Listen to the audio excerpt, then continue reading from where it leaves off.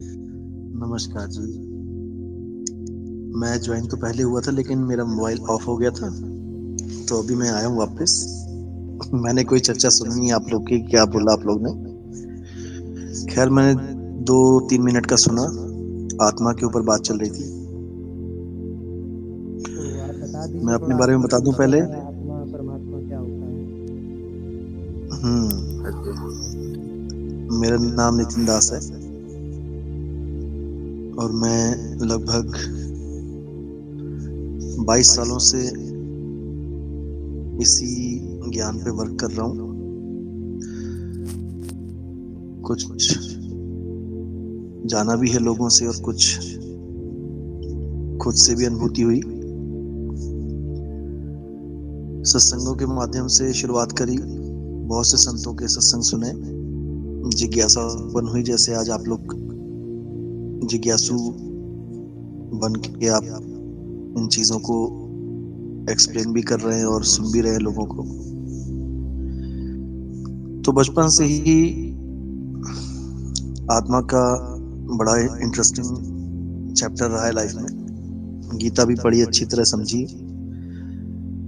लेकिन गीता को समझने के बाद भी पूर्ण ज्ञान नहीं हो पाया। यानी कि समझा आत्मा के बारे में बहुत कुछ, लेकिन वो अनुभव नहीं हो पाया। और भी बहुत से लोगों के सत्संग सुने, सुनते सुनते सुनते सुनते, और उसके बाद में मेरे जो तीसरे गुरु जी हैं वैराग साहिब, वो मदन पंथ से रिलेटेड हैं। मदन पंथ कहने को पंथ है, लेकिन असल में वो एक रास्ता है, एक मार्ग है, सहज मार्ग है कि हमने कैसे उस चीज को प्राप्त करना है जो हम खुद हैं। इसको समझना पड़ेगा कि हमने उस चीज को प्राप्त करना है जो हम खुद हैं। यानी हम अपने आप को ही भूले बैठे हैं, हम अपने आप से ही दूर हो गए हैं। हम अपने आप से कैसे दूर हो गए हैं? क्योंकि हम अपने आप को आत्मदेव समझ ही नहीं पा रहे हैं। हम अपने आप को शरीर मान के बैठ गए हैं। कोई अपने आप को आदमी मान के बैठा है, कोई अपने आप को औरत मान के बैठी है। हम इन चीजों से ऊपर नहीं उठ पा रहे हैं। इन चीजों से हम तभी उठ पाएंगे ऊपर जब हमें कोई ऐसा गुरु मिलेगा जो आत्मज्ञानी हो, जो खुद को भी जानता है कि मैं क्या हूं, मैं आदमी औरत नहीं हूं। ये तो एक कपड़े हैं, आत्मा के कपड़े हैं शरीर। जैसे कृष्ण जी की आत्मा, राम जी की आत्मा, हनुमान जी की आत्मा, शंकर जी की आत्मा, इन सब आत्माओं ने कपड़े पहने हुए हैं। जो आप मंदिरों में देख रहे हो वो असल में शंकर जी नहीं है, वो शंकर जी की आत्मा के कपड़े हैं। आप राम जी को देख रहे हो, पूजा करते हो, तो आप राम जी की पूजा नहीं कर रहे हो, आप राम जी की आत्मा के कपड़ों की पूजा कर रहे हो। हार जो पहना रहे हो वो राम जी की आत्मा के कपड़ों को पहना रहे हो। राम जी को तो आप जानते ही नहीं कि राम जी है कौन। इसी प्रकार आप खुद को नहीं पहचान पा रहे हो कि मैं कौन हूं। आप अपने आप को एक आदमी और औरत बना के रिप्रेजेंट करते हो।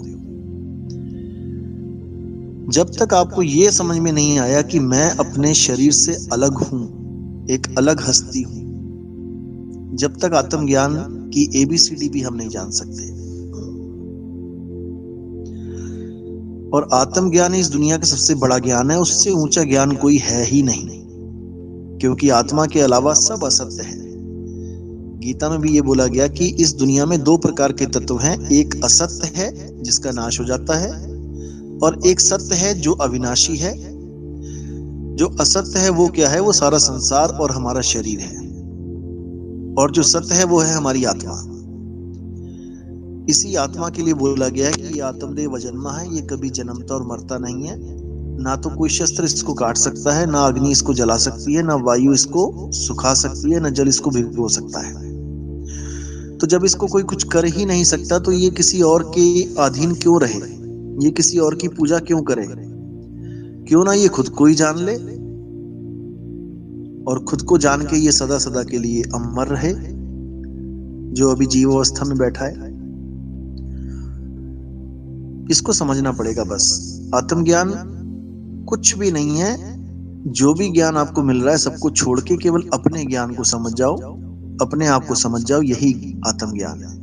सब मंत्रों को छोड़ दो, सब अक्षरों को छोड़ दो, जितने भी अक्षरों से ये नाम बनाए जाते हैं देवी देवताओं के, भगवान, अल्लाह, वाहिगुरु, गॉड, ये सब अक्षरों के नाम हैं।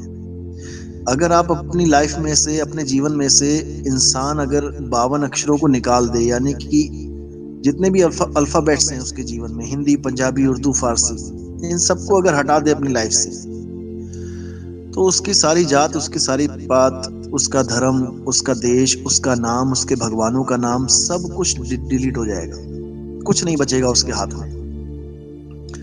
यानी बचेगा तो बहुत कुछ, लेकिन जो नकली सामान है वो निकल जाएगा। अब बचेगा असली सामान। अब असली सामान क्या है? वो है आत्मा। जब आपने 52 अक्षरों को खत्म कर दिया तो आपने हर धर्म को, हर जात पात को, हर चीज को अलग कर दिया, किनारे कर दिया। अब बचा क्या आपके पास? अब आत्मा बचेगी। अब उस आत्मा का ज्ञान प्राप्त करना है गुरु से। गुरु आपको एक तरीका बताता है, एक विधि बताता है कि आपने खुद को कैसे प्राप्त करना है, क्योंकि खुद में ही खुदा है। खुदा कहीं बाहर नहीं है, कोई साथ में आसमान पे नहीं बैठा है। वो हर चीज, जब आप एक भेदी गुरु के शरण में जाते हो तब वो सब कुछ बताता है आपको। यानी उस वस्तु का लखाव कराता है जो आपके बिल्कुल पास है, लेकिन सबसे पास होती हुई भी सबसे दूर है, क्योंकि मिल नहीं रही है।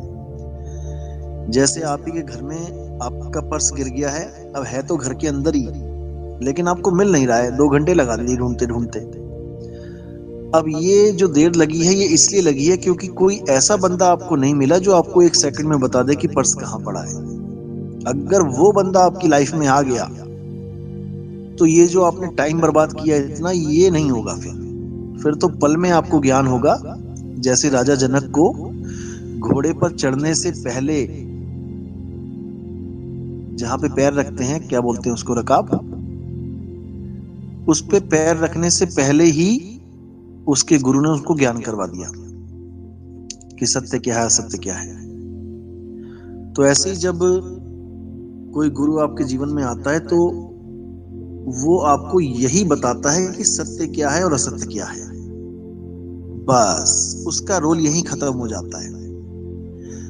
अब हमारे इंडिया में क्या चल रहा है कि हम गुरु को धारण तो करते हैं, हमें ज्ञान से मतलब नहीं होता। हमने गुरु को भगवान बना देना है कि मेरे गुरु भगवान है, और गुरु जी को झाड़ पे चढ़ा देना है, पेड़ पे चढ़ा देना है बिल्कुल, कि भाई मेरे गुरु से बड़ा कोई गुरु नहीं है। ज्ञान से कोई मतलब नहीं है कि क्या ज्ञान दे रहे हैं, मंत्र दे रहे हैं या अजपा जाप दे रहे हैं सांसों का, ये 5 तत्वों की धुनें सुनवा रहे हैं, क्या करवा क्या रहे हैं, इससे कोई मतलब नहीं है। बस सबके एक ही दिमाग में जो है ये बात आती है कि मेरा गुरु सबसे बड़ा है, जबकि गुरु सब बराबर हैं। 5 तत्वों के ही तो सारे गुरु हैं। आप किसी भी गुरु का पोस्टमार्टम करवा लो, 5 तत्व ही मिलेंगे सब में। बड़ा छोटा तो कोई है ही नहीं है।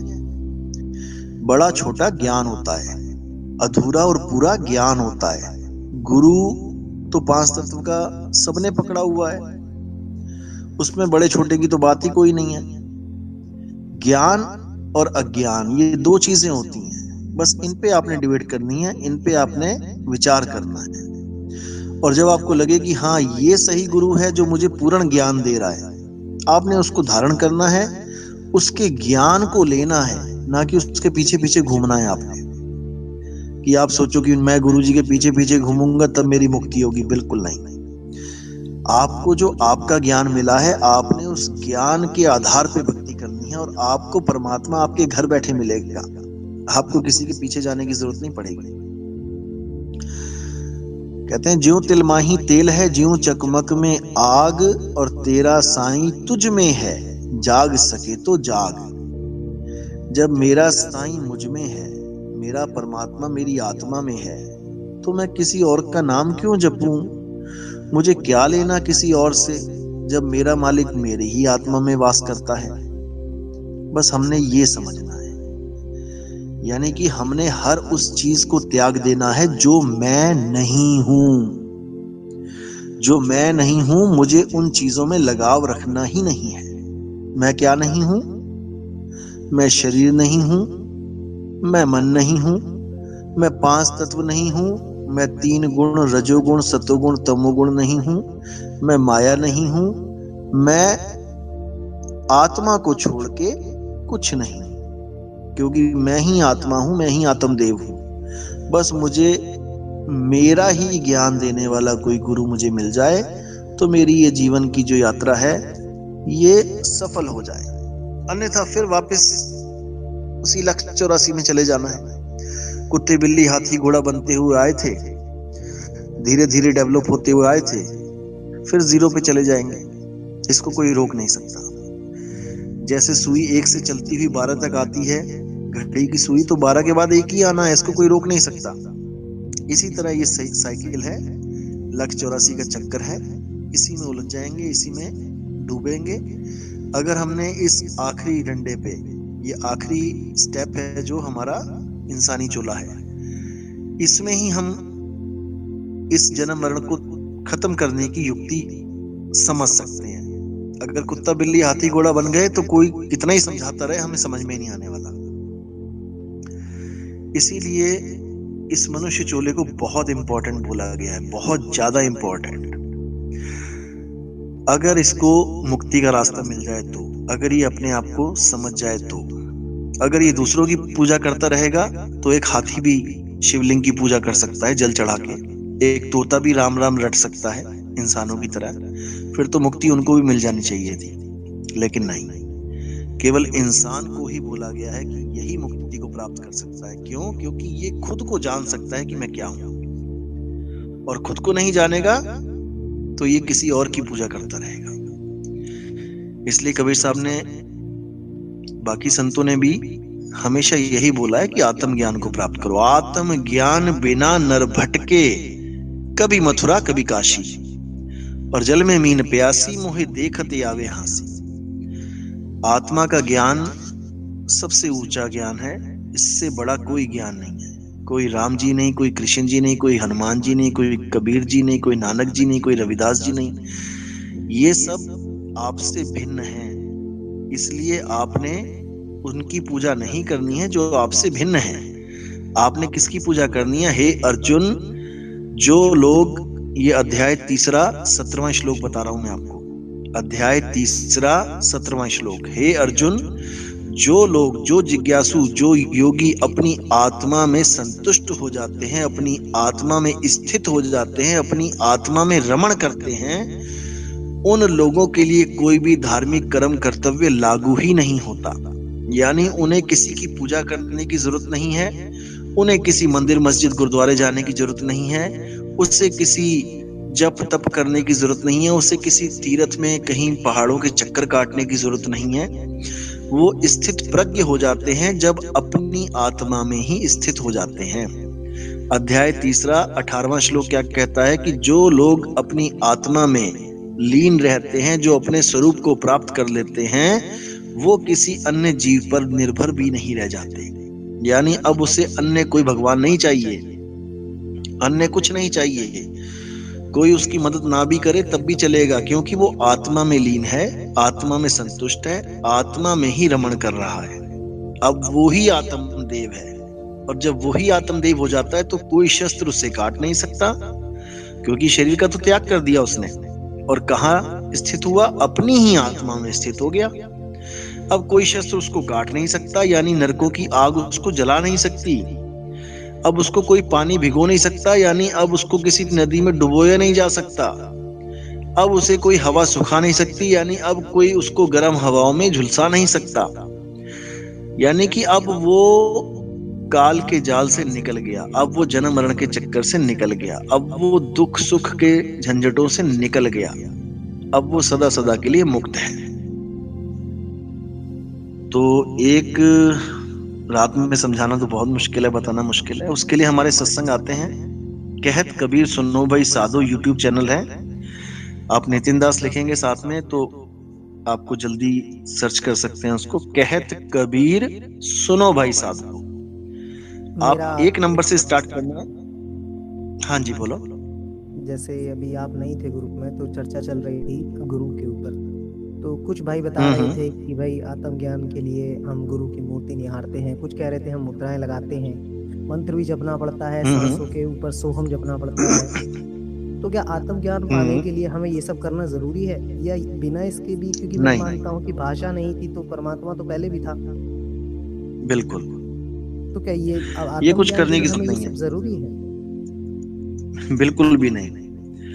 आपको कैसा गुरु मिल रहा है इस पे डिपेंड करता है कि आपको क्या बता दिया गया आत्मज्ञान के ऊपर। अगर आपको मंत्रों वाला गुरु मिल गया तो वो कहेगा कि मंत्र जपो भाई तभी आत्मज्ञान होगा, क्योंकि उसको खुद उसके गुरु ने मंत्र दिए हैं, वो आपको कैसे अलग बताएगा। जिसके गुरु ने श्वासों के अजपा जाप दे दिया, सोहंग सोहंग जपने को दे दिया, वो आपको भी कहेगा कि भाई आप भी सोहंग जपो, मैं भी जपता हूं। क्यों? क्योंकि गुरुजी ने दिया है। जिसको कानों में उंगलियां डाल के अनहद नाद सुनवाने के लिए बोल दिया, वो आपको भी बोलेगा कानों में उंगलियां डालो। ठीक है ना? 5 मुद्राएं होती हैं, कुंभक, रेचक, पूरक, ये क्या नाम है, चाचरी, भूचरी, खेचरी, गोचरी, उन्मुनी। ये सब मुद्राएं आत्मज्ञान के सामने यूजलेस है। वैसे इनका लाभ है। वैसे इनका क्या लाभ है कि आपके शरीर को ये स्थिर करती हैं। ये सब देह की तपस्याएं हैं, ये देह से रिलेटेड मुद्राएं हैं। लेकिन आत्मा का जो ज्ञान है वो विदेही ज्ञान है, उसमें देह का कोई रोल ही नहीं है। इसीलिए कबीर साहब ने बोला है कि देही ज्ञान सब जगत बखाने। देह है तो मंत्र है। आप बिना देह के मंत्र बोल के दिखाओ। देह की उत्पत्ति के बाद ही मंत्रों की उत्पत्ति